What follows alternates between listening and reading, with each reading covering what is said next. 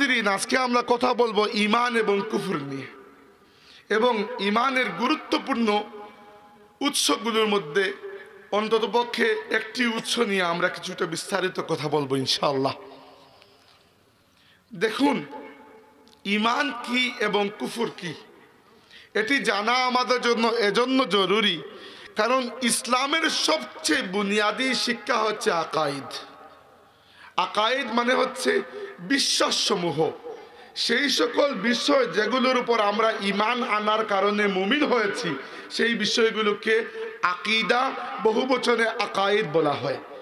একজন মুসলমানের সাহাবা কেরাম এবং তাবেঈনরা বলেছেন যে আমরা মনে করি একজন মুসলমানের কোরআন শিখার আগে আকিদা ঠিক করা প্রয়োজন, কারণ আকিদা নষ্ট হয়ে যাওয়ার পরে একজন মানুষ কোরআনুল কারীম পড়েও কোরআনুল কারীমকে বিকৃতভাবে বুঝা এবং বিকৃতভাবে ব্যাখ্যা করার কারণে গুমরাহ হতে পারে।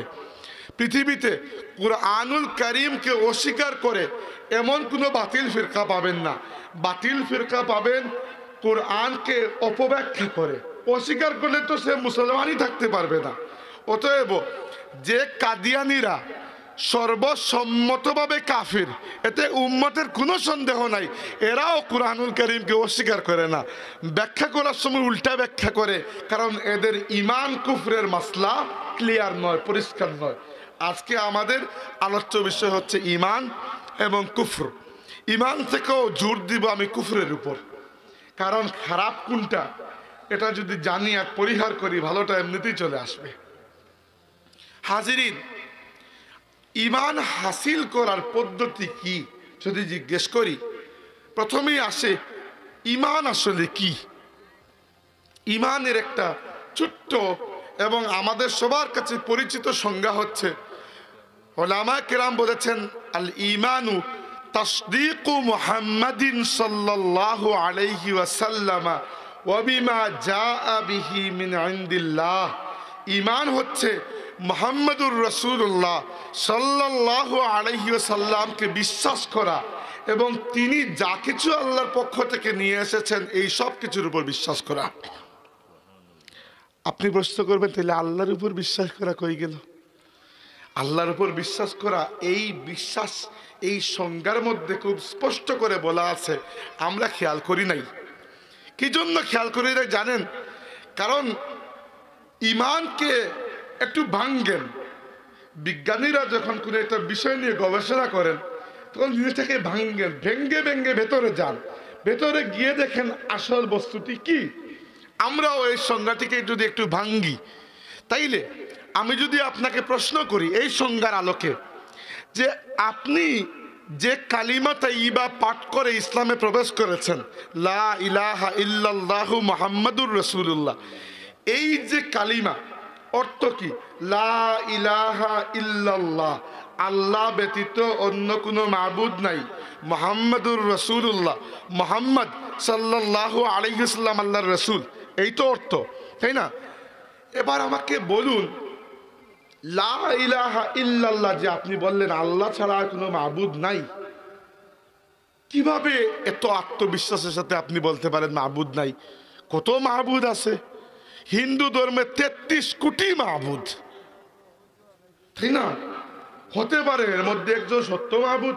আপনি তো রিসার্চ করে দেখেন নাই। 7 আসমান জমিন আল্লাহ সৃষ্টি করেছেন, কোন একটা চিপায় কোন একজন খুদা বসেও তো থাকতে পারেন। আপনি তো 7 আসমান দেখেন নাই, আপনি কিভাবে বিশ্বাস করেছেন আল্লাহ ছাড়া কোনো মাবুদ নাই?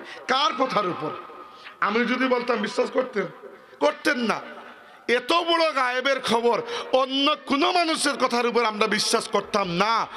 আমরা এজন্য বিশ্বাস করেছি যে দুনিয়াতে হাজারো নয়, লক্ষ নয়, কোটি নয়, শত কোটি মাবুদ থাকতে পারেন। এমনকি মানুষ তার নিজের খেয়াল খুশিকেও মাঝে মধ্যে নিজের মাবুদ বানিয়ে নিতে পারে।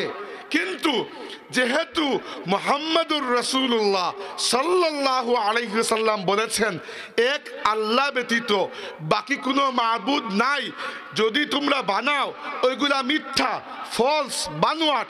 এই জন্য আমরা এত বড় গায়েবের উপর বিশ্বাস করেছি যে আল্লাহ ছাড়া কোনো মাবুদ নাই। বুঝতে পেরেছেন যে ইমানের আসল বুনিয়াদ কোন জায়গায়? আল ইমানু তাসদীকু মুহাম্মাদিন সাল্লাল্লাহু আলাইহি ওয়াসাল্লাম। ইমান হচ্ছে মুহাম্মদ সাল্লাল্লাহু আলাইহি ওয়াসাল্লামকে বিশ্বাস করার নাম। নচেত আল্লাহ তাবারাকা ওয়া তাআলার একটা লামসাম পরিচয় বলি না রাসূলের ভাষায়, এরকম পরিচয় সব মানুষের মধ্যে আছে। একেবারে আল্লাহকে চিনি না এরকম কোনো ধর্মের কোনো মানুষ পাবেন না। কিন্তু আল্লাহর সেই পরিচয়, যে পরিচয় সত্যিকার আল্লাহর পরিচয়, এই পরিচয় আপনাকে একজন নবী ছাড়া আর কেউ দিতে পারবে না। নইলে মক্কার কুরাইশরাও কিন্তু আল্লাহকে কখনো অস্বীকার করে নাই। তারা সৃষ্টিকর্তা হিসাবে আল্লাহকে বিশ্বাস করত, এমনকি মাবুদ হিসাবে আল্লাহকে বিশ্বাস করত, কিন্তু একমাত্র আল্লাহকে নয়, সাথে লাত মানাত উজ্জা এগুলোকেও বিশ্বাস করত। কোন জায়গায় ভেজাল বুঝতে পেরেছেন? স্রষ্টা হিসাবে আল্লাহকে কেউ অস্বীকার করে না।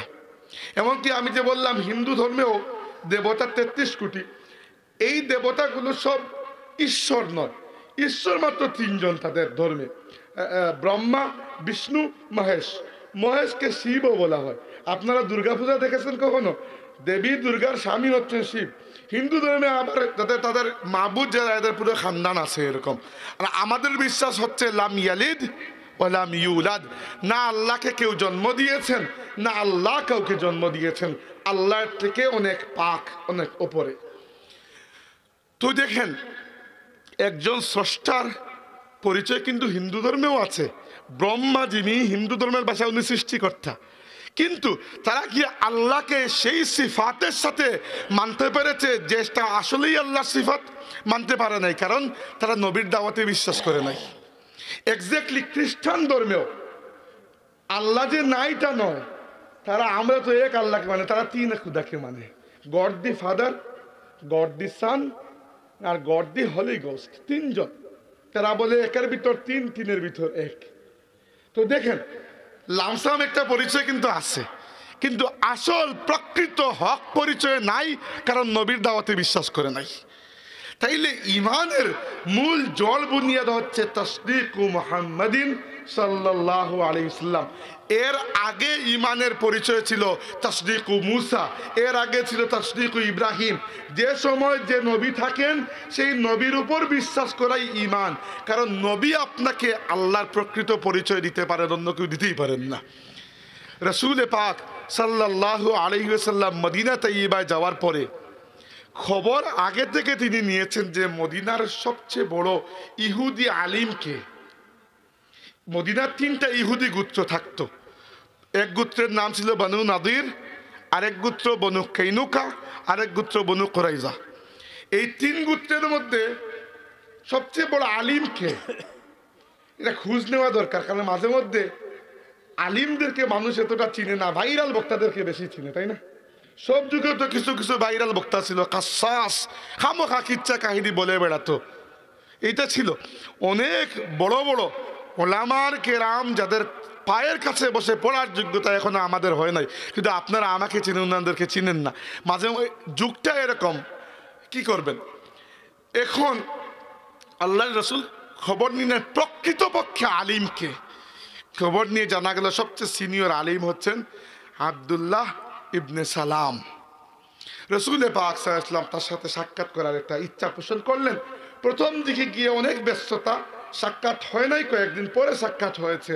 কিন্তু আব্দুল্লাহ ইবনে সালাম যখন শুনতে পেলেন যে বনু ইসমাইল থেকে একজন নবী এসেছেন, তিনি আল্লাহর রাসূলকে দেখতে, আল্লাহর নবী যেদিন মদিনায় আসলেন প্রথম দিন রাসূলুল্লাহ সাল্লাল্লাহু আলাইহি ওয়াসাল্লামের খেদমতে গেলেন এবং গিয়ে পাশে যেতে পারলেন না, কারণ মানুষ ঘিরে রেখেছে। প্রথমবার তো মদিনার মানুষের খুশির কোনো সীমা নাই। এবার আব্দুল্লাহ ইবনে সালাম গেলেন, গিয়ে দূর থেকে আল্লাহর হাবিবের চেহারা মুবারক দেখলেন এবং পাশে যেতে পারলেন না। তিনি পরে বললেন এই কথাটি, অন রেকর্ড বলেছেন যে আমি দূর থেকে দেখেছি, পাশে যেতে পারি নাই, আর দূর থেকে দেখে আমার অনুভূতি হয়েছে আন্না ওয়াজহাহু লাইসা বিওয়াজহি কাযিবিন, এই চেহারা কোনো মিথ্যাবাদী মানুষের চেহারা হতেই পারে না। প্রথমে তো চেহারা দেখি তিনি শেষ। এমনকি হাসান ইবনে সাবিত, আমার প্রিয় একটা ঘটনা, আমি প্রায় ওয়াজে বলি, আমার ভালো লাগে এই ঘটনাটি। আমার নবীর কিরকম চমৎকার একটি সৌন্দর্য এই ঘটনার মাধ্যমে ফুটে উঠে। আপনারা কবি হাসান ইবনে সাবিতকে চিনেন সবাই, সাহাবি, যারা গজল গায়েরা তো চিনেই, তাই না? হাসান ইবনে সাবিতকে না জানলে আপনি ইসলামী গাজিল কিভাবে হবেন? হাসান ইবনে সাবিতই তো নাতে রসুল গেয়ে গেয়ে নাতে রসুলকে নাতে রসুল বানিয়েছেন। তো হাসান ইবনে সাবিত বয়সে তিনি কিন্তু রসুলুল্লাহ থেকেও বড়, 7 বছরের বড়, অনেক সিনিয়র মানুষ। এবং ইসলাম আসার আগে তিনি একজন ফেমাস কবি ছিলেন। এবং তার তিনি কিন্তু কবিতার বিনিময়ে অনেক টাকা, অনেক হাদিয়া গ্রহণ করেন, অনেক মোটা অঙ্কের টাকা। তো মদিনার ইহুদিরা তাকে বলল যে মক্কা থেকে একজন নবী আসছেন, আর মদিনার আউস এবং খাজরাজ গোত্রের মধ্যে খুব উৎসব, আমরা তো এই নবীকে মানব না। এবার তোমার কাজ হচ্ছে তুমি নবীকে দেখা মাত্র নবীর বদনাম করে, নবীকে ব্যঙ্গ করে, অপমান করে তুমি এমন একটা কবিতা রচনা করবে যেন নবীর অপমান হয়। হাসান ইবনে সাবিতকে তারা দায়িত্ব দিল। হাসান দায়িত্ব গ্রহণও করলেন, টাকাও নিয়ে নিলেন, কারণ তখনও তিনি ইসলাম কবুল করেন নাই, কিন্তু ফেমাস কবি। এবং আরবি সাহিত্যে এক ধরনের আলাদা কবিতা আছে, ওইগুলোকে বলা হয় আল হিজা। আল হিজা কবিতা হচ্ছে খুচাখুচির কবিতা, একজন আরেকজনকে অপমান করে কবিতা। আরবি সাহিত্যে এরকম কবিতার খুব দাম। এবার হাসান ইবনে সাবিত দাঁড়িয়ে আছেন, রসুল পাক সাল্লাল্লাহু আলাইহি ওয়াসাল্লাম মদিনায় এসেছেন, আর মদিনার মানুষের খুশির কোনো সীমা নাই। তারা বেরিয়ে গেছে, কেউ গাইছে তলা আল বাদরু আলাইনা মিন সানিয়াতিল উদাই ওয়াজাবা শুকরু আলাইনা মা দাআ লিল্লাহি দাঈ। আল্লাহর হাবিব সাল্লাল্লাহু আলাইহি সাল্লাম প্রবেশ করেছেন উট মুবারকে ছড়ে। আল্লাহর নবীর উটের নাম ছিল কাসওয়া। আবু বকর রাদিয়াল্লাহু আনহু ওই উট খরিদ করে আল্লাহর রসুলকে দিয়েছিলেন। রসুল পাক সাল্লাল্লাহু আলাইহি ওয়াসাল্লাম দুনিয়াতে যতদিন ছিলেন ওই উটের উপরই তিনি সওয়ার হয়েছেন। আল্লাহর হাবিবের ইন্তেকালের পরে সাহাবীরা মাঝে মধ্যে ওই উটকে দেখতে যেতেন। ওই উটটি কাঁদতে কাঁদতে খাওয়া দাওয়া ছেড়ে দিয়েছিল, মাত্র কিছুদিন পরে ওই উটটিও ইন্তেকাল করলো। তো এটি আমাদের নবী সাল্লাল্লাহু আলাইহি ওয়াসাল্লামের প্রিয়, এজন্য আমাদেরও প্রিয়। এক কথায় শেষ। রসুল পাক সাল্লাল্লাহু আলাইহি ওয়াসাল্লাম মদিনায় প্রবেশ করছেন, আর হাসান ইবনে সাবিত দাঁড়িয়ে আছেন যে আমি তো দায়িত্ব নিলাম নবীকে ব্যঙ্গ করে কবিতা লিখব, কিন্তু ব্যঙ্গ করার জন্য নবীর মধ্যে কোনো দোষ তিনি খুঁজে পেলেন না। কাউকে ব্যঙ্গ করার জন্য তো কিছু পাইতে হবে, নাহলে আন্দাজে কি কবিতা লিখবেন? হাসান ইবনে সাবিত অনেকক্ষণ তাকিয়ে আল্লাহর হাবিবের চেহারা মুবারক, সিরাত এবং সুরাতের মধ্যে কোনো ধরনের কোনো নাকস, কোনো আইব খুঁজে পেলেন না। তিনি লিখলেন লাম্মা রাআইতু আনওয়ারুহু সাতাআত ওয়াদাআত মিন খিফাতি কাফি আলা বাসারি খাউফান আলা বাসারি মিন হুসনি সূরাতিহি ফালাস্তু আনজুরাহু ইল্লা আলা কদরি। তিনি বলেছেন যে ব্যঙ্গ করে কবিতা লেখা তো দূরের কথা, আমি যখন ওই নুরানি চেহারার দিকে তাকালাম, আমার মনে হলো আল্লাহর হাবিবের নূরের ঝলকানিতে সম্ভবত আমার চোখের আলো অন্ধ হয়ে যায় কিনা। তিনি কি ইসলাম কবুল করলেন এবং পরবর্তীতে ইসলামের জন্য তার যে খিদমত সেটা তো আমরা সবাই জানি। কথার উদ্দেশ্য হচ্ছে আল ঈমানু তাসদীকু মুহাম্মাদিন সাল্লাল্লাহু আলাইহি ওয়াসাল্লাম। এরপরে ওবিমা জাআ বিহি মিন ইনদিল্লাহ, তিনি আল্লাহর পক্ষ থেকে যা যা নিয়ে এসেছেন, তিনি যা নিয়ে এসেছেন সেগুলোকে আমরা বিশ্বাস করেছি। তিনি যা নিয়ে এসেছেন বিশ্বাস করেছি। তিনি বলেছেন কুরআন আল্লাহর কালাম, নয়তো অন্য কোনো সূরতে কোরআনকে আল্লাহর কালাম বিশ্বাস করার কোনো সোর্স আপনার কাছে আছে? আপনি কি জিবরাইলকে নামতে দেখেছেন? আপনার উপর নাজিল হয়েছে বা নাজিল হইতে আপনি দেখছেন? কিছুই তো দেখেন নাই। আমরা বলি মা বাইনা দুফাতাইনি কালামুল্লাহ, কোরআনের দুই মোলাতের মধ্যে যা কিছু আছে সব আল্লাহর কালাম। মানে এর বাইরে আল্লাহর নবী যেগুলো বলেছেন ওইগুলোকে আমরা কোরআন বলি না, হাদিস বলি। এই পার্থক্যটা কে করলো? রাসূলই তো করেছেন। রাসূলুল্লাহ সাল্লাল্লাহু আলাইহি ওয়াসাল্লাম যেটাকে আল্লাহর কালাম বলেছেন ওইটা আল্লাহর কালাম হয়ে গেছে, আর যেটা আল্লাহর কালাম বলেন নাই ওটা তার নিজের হাদিস হয়ে গেছে। আমাদের পুরো দিন ইসলাম আল্লাহর রাসূলের উপর টিকে আছে। পুরো দিন ইসলাম বিশ্বাস করেন, আর কোনো সোর্স নাই। আপনি বলবেন সোর্স আছে কোরআন। এই কোরআনুল কারীমকে কোরআন হিসাবে বিশ্বাস করার পেছনেও তাসদীকু মুহাম্মদ জরুরি। তাসদীকু মুহাম্মদ ছাড়া সাল্লাল্লাহু আলাইহি ইসলাম কোরআনের উপরও আপনি ঈমান আনতে পারবেন না। কারণ আপনি কিভাবে পার্থক্য করবেন কোরআনের মধ্যে আর বেদের মধ্যে আর গীতার মধ্যে? আপনার কাছে কোনো সোর্স আছে? নাই। রাসূলুল্লাহ বলেছেন এটা আল্লাহর কালামের জন্য আমরা বিশ্বাস করেছি আল্লাহর কালাম। এমনকি গায়েবের উপর ঈমান সবচেয়ে শক্ত কঠিন বিষয় হচ্ছে মানুষের জন্য গায়েবের উপর ঈমান আনা। কারণ মানুষ যুক্তিবাদী প্রাণী। মানুষকে আল্লাহ আকল দিয়েছেন তো আকল গায়েবকে মানতে চায় না। বুঝতে পেরেছেন? আকল গায়েবকে মানতে চায় না। আর আমরা আমাদের আকলকে নিচে ফেলে রাসূলুল্লাহ সাল্লাল্লাহু আলাইহি ওয়াসাল্লামের উপর বিশ্বাস রেখে আমরা গায়েবের উপর ঈমান এনেছি। সবচেয়ে বড় গায়েব কি? সবচেয়ে বড় গায়েব হচ্ছে লা ইলাহা ইল্লাল্লাহ, আল্লাহ ছাড়া কোনো মাবুদ নাই। এর থেকে বড় গায়েব আর কিছু হতে পারে? এরপরে দেখুন, আপনার মৃত্যু পরবর্তী পুরো জীবন তো গায়েবের খবর, তাই না? মৃত্যু পরবর্তী চেয়ারম্যান চলে আসুন, মৃত্যু পরবর্তী পুরো জীবন আপনার গায়েবের খবর। ওই যে কবরের আযাব সম্পর্কে আমরা জানি, কোনো মানুষ কি আপনাকে এসে বলেছে কবরে কিরকম আযাব হয়? না। এই যে আখিরাতের পুরো সংবাদ, আমাদের কাছে তো আখিরাতের পুরো রেকর্ড আছে, কি হবে না হবে, আমরা জান্নাত জাহান্নাম সব কিছু সম্পর্কে জানি। এই সমস্ত গায়েবের ইলম আমরা এজন্য বিশ্বাস করেছি যে রাসূলুল্লাহ আমাদেরকে বলেছেন, এগুলো আল্লাহ বলেছেন। অতএব আল ঈমানু, ঈমান কি?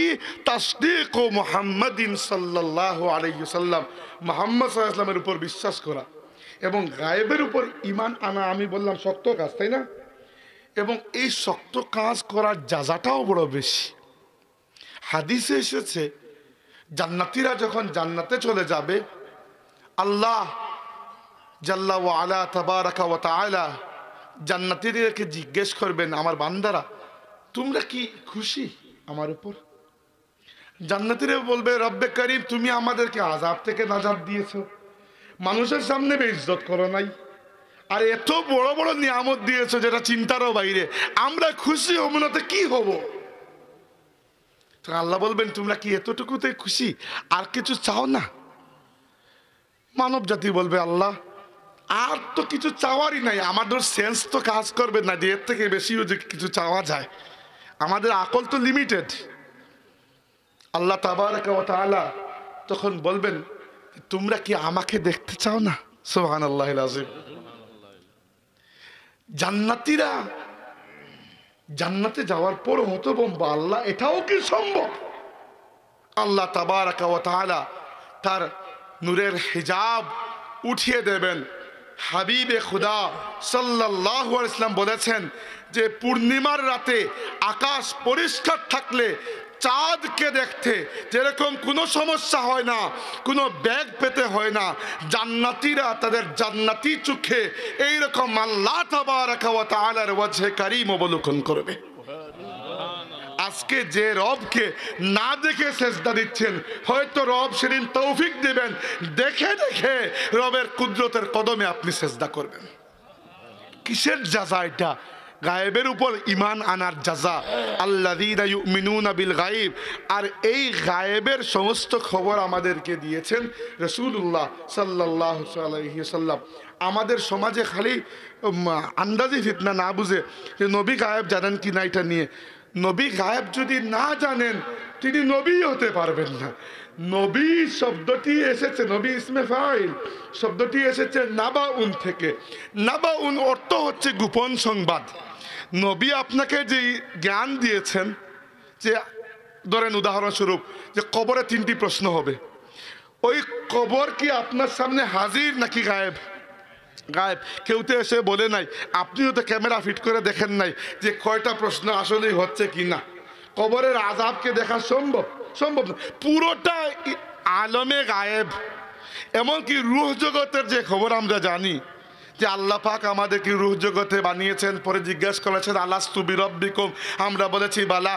কোরআন শরীফে এসেছে এই কোরআন শরীফকেও তো আমরা বিশ্বাস করেছি রাসূলুল্লাহ এটাকে কোরআন বলেছেন এর জন্য। মানে আর কোনো সোর্স কি ইমানের আপনি খুঁজে পাবেন? আমার কথা হচ্ছে এইটা, আল্লাহর হাবিব ছাড়া ইমানের আর কোনো সোর্স নাই, আর কোনো ইন্ডিপেন্ডেন্ট সোর্স নাই, একমাত্র সোর্স রাসূলুল্লাহ সাল্লাল্লাহু আলাইহি ওয়াসাল্লাম।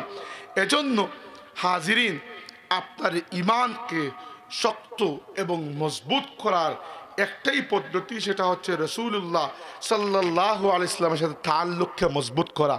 আল্লাহর নবীর সাথে তাআল্লুককে মজবুত করার মাধ্যমে উস্তুনে হান্নানা, সহিহ বুখারী, সহিহ মুসলিম, সুনানে আবু দাউদ, আমি অন্তত 3টি কিতাবের মধ্যে হাদিস পেয়েছি, আরও থাকতে পারে।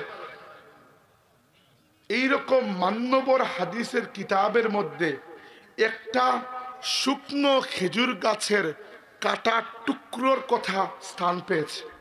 এটাও আমাদের ইতিহাসে বরেণ্য। কি জন্য? সহিহ মুসলিম শরীফের রিওয়ায়াত, জাবির ইবনে আব্দুল্লাহ রাদিয়াল্লাহু আনহু বয়ান করেছেন, এক আনসারী সাহাবী এসে বললেন, ইয়া রাসূলুল্লাহ সাল্লাল্লাহু আলাইহি ওয়াসাল্লাম, আমার কাছে একটা ছেলে আছে, এটা কাঠমিস্ত্রি, সে অনেক ভালো কাঠের কাজ জানে। আল্লাহ নবী তখন নতুন নতুন মদিনায় গিয়েছেন, কয়েক মাস মাত্র হয়েছে, মসজিদে নববী শরীফ তৈরি করেছেন। মসজিদে নববী শরীফ আজকের মসজিদ নববী নয়, আজকের মসজিদে নববী তো এদিক থেকে ওদিক পর্যন্ত যাইতে ক্লান্ত লাগে, এত বড় 20 লক্ষ মানুষ একসাথে নামাজ পড়তে পারে। তৎকালীন মসজিদে নববী ছিল, আমি ইতিহাস দেখেছি তারিখুল মদিনাতে, যে মাত্র 30 ফিট বাই 35 ফিট, কোনো মতে 3টা কামরাও হবে না আজকের যুগের হিসাব করলে, এত ছোট। এর মধ্যে অর্ধেক মসজিদে খেজুর পাতার ছাদ আছে, বাকি অর্ধেকের নাই। বৃষ্টি হলে সাহাবীদের মাথায় সেজদার সময় কাদা লেগেছে। এই অবস্থা, এইটুকু ছিল মসজিদ। এবার মসজিদে তো কোনো মিম্বর নাই, তো রাসূলুল্লাহ সাল্লাল্লাহু আলাইহি ওয়াসাল্লাম কি করতেন? খুতবা দিতেন। খুতবা দেওয়ার সময় ক্লান্ত হয়ে গেলে পেছনে একটা খেজুর গাছের সুতুন, সুতুন মানে ওদের পিলার টাইপের আর কি, শুকনো খেজুর গাছের সুতুন এরকম ছিল, ওখানে মাঝে মধ্যে হেলান দিতেন। দাঁড়িয়ে দাঁড়িয়ে ক্লান্ত হয়ে গেলে মাঝে মধ্যে হেলান দিতেন, এতটুকুই। ওই মহিলা বললেন, ইয়া রাসূলুল্লাহ, একটা ভালো কিছু বানিয়ে দেই। আল্লাহ নবী বললেন, ইফআলি মা শি'তা, ঠিক আছে যদি চাও দিতে পারো। তিনি পরের সপ্তাহে তার ওই ছেলেকে দিয়ে সুন্দর 3টা স্টেপের একটা মিম্বর বানিয়ে নিয়ে আসলেন। রাসূলুল্লাহ সাল্লাল্লাহু আলাইহি ওয়াসাল্লাম ওই মিম্বরের একেবারে উঁচু উপরের সিঁড়িতে বসতেন, 2 নম্বর সিঁড়িতে পা রাখতেন। আবু বকর রাদিয়াল্লাহু আনহু যখন খলিফা হলেন, তিনি 2 নম্বর সিঁড়িতে বসতেন, 1 নম্বর সিঁড়িতে পা রাখতেন। ওমর রাদিয়াল্লাহু আনহু যখন খলিফা হলেন, তিনি 1 নম্বর সিঁড়িতে বসতেন, মাটিতে পা রাখতেন। একদম নিচে চলে এসেছিলেন আদবের কারণে। আদবের কারণে আদব খুঁজে পাওয়া বড় মুশকিল হয়ে গেছে এখন।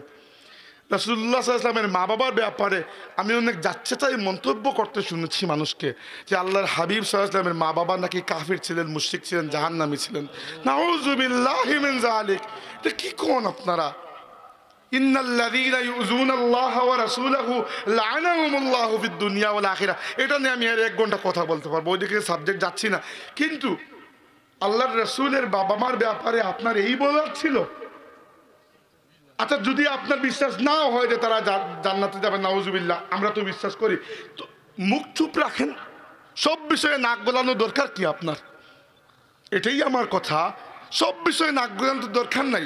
ফতোয়াবাজি করেন, অন্যান্য জায়গায় গিয়ে করেন। আল্লাহর হাবিবের জাতে পাক এবং ইজ্জত এবং পরিবার নিয়ে আপনার ফাজলামো করতে শুরু করলো। এজন্য এইগুলা নিয়ে কথা বলতে খুবই সাবধান।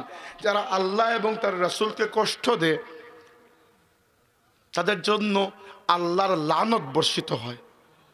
আল্লাহর আযাব আর আল্লাহর লানত এক জিনিস নয়। আমি বারবার বলেছি, আযাব অনেক ছোট বিষয়। আযাব দেওয়ার পরে আল্লাহ মাফও করে দেন, লানত দেওয়ার পরে আল্লাহ কখনো আর মাফ করে দেন না। তাই খুব সাবধান আল্লাহর হাবিবের ব্যাপারে কথা বলতে। অন্যদিকে চলে যাচ্ছি, তবুও একটা বলে আসি। সূরা হুজুরাতের 2 নম্বর আয়াতে আপনারা পেয়েছেন, আল্লাহ বলেছেন, ইয়া আইয়ুহাল্লাযীনা আমানু লা তারফাউ আসওয়াতাকুম ফাওকা সাওতিন নবী ওয়া লা তাজহারু লাহু বিল কওলি কাজহরি বা'দিকুম লিবা'দিন আন তাহবাতা আমালুকুম ওয়া আনতুম লা তাশউরুন। এই আয়াতের তাফসীর খুলে দেখবেন, সহিহ বুখারীতে হাদিস রয়েছে। সাহাবী ইবনে আবি মুলাইকা তিনি বলেছেন যে ওই দিন তো অবস্থা এরকম ছিল যে উম্মতের শ্রেষ্ঠ 2 জন ব্যক্তির উপর আল্লাহ রাব্বুল আলামিন রাগ করেছেন। কে শ্রেষ্ঠ 2 ব্যক্তি? আবু বকর এবং ওমর। কি হয়েছে? একটা কাফেলা এসেছে, ওই কাফেলা এসে ইসলাম কবুল করেছে। বিদায় নেওয়ার সময় আল্লাহর রাসূল বলেছেন, তোমাদের মধ্যে কাকে আমি আমির বানিয়ে দেব, তোমাদের এলাকায় গিয়ে ইসলামী দাওয়াতের কাজ করবে। আবু বকর বলেছেন, ইয়া রাসূলুল্লাহ অমুককে বানিয়ে দিন। ওমর বলেছেন, ইয়া রাসূলুল্লাহ অমুককে বানিয়ে দিন। এইটা নিয়ে তাদের দুইজনের মধ্যে কথা কাটাকাটি শুরু হয়ে গেছে। রাসূলুল্লাহ সাল্লাল্লাহু আলাইহি ওয়াসাল্লামের সাথে তারা ঝগড়া করেন নাই। রাসূলুল্লাহর সাথে আপনি ঝগড়া তো করতেই পারবেন না, সম্ভবই না। তারা নিজেদের মধ্যে ঝগড়া করেন, ঝগড়া না, কথা কাটাকাটি, বাদানুবাদ, কিন্তু আওয়াজটা একটু উঁচু হয়ে গেছে। আল্লাহ রাব্বুল আলামিন কোনো ধরনের লুকানো কথাবার্তা দিয়ে যে আল্লাহর নবীকে জানিয়েছেন, মনের মধ্যে আয়াত যে ওহী দিয়েছেন, ওহিয়ে খাফি, যে আপনি তাদেরকে লুকিয়ে লুকিয়ে বলে দিন যে আওয়াজ নিচু করে, না না, আল্লাহ লেহাজই করেন নাই। আল্লাহ কুরআন শরীফে ডিরেক্টলি অন রেকর্ড নাজিল করে দিয়েছেন, আরেকবার আমার নবীর সামনে জুড়ে কথা বলবে তোমাদের ঈমান বরবাদ হয়ে যাবে। তো রাগ আল্লাহ তাবারক ওয়া তাআলার হাবিবের প্রতি, রাসূলুল্লাহ সাল্লাল্লাহু আলাইহি ওয়াসাল্লামের কষ্ট চিন্তা করে দেখেন। আল্লাহ রাব্বুল আলামিন মুঠেও এই কষ্টকে প্রশ্রয় দেন না। আল্লাহর নবী যখন কোনো মানুষকে গিয়ে ইসলাম বুঝাতেন, অনেকক্ষণ মেহনত করেছেন, ওই মানুষটা ইসলাম কবুল করে নাই, আল্লাহর নবী সাল্লাল্লাহু আলাইহি ওয়াসাল্লাম মনের মধ্যে খুব কষ্ট পেতেন। কারণ বুঝতেই পারছেন জাহান্নামে যাচ্ছে মানুষটা, উম্মতের জন্য মায়া আছে কিনা, আছে, কষ্ট পেতেন। কষ্ট পেতে পেতে মাঝে মধ্যে এমন কষ্ট মনের মধ্যে, হায় রে, মানুষটা ইসলামে, আমার কথাটা মানুষটা বুঝলো না। তো আল্লাহ আয়াত নাযিল করেছেন, ফালা আল্লাকা বাখিউন নাফসাকা আলা আসারিহিম ইল্লাম ইউমিনু বিহাযাল হাদিসি আসাফা। তারা যদি আপনার কথায় অথবা এই কোরআনের উপর ঈমান না আনে, তাহলে কি দুঃখে আপনি আপনার নিজেকে শেষ করে দেবেন? হে আমার নবী, কতটুকু আদর আল্লাহ তাবারক ওয়া তাআলা করেছেন তার নবীকে। এজন্য কথা বলতে খেয়াল করে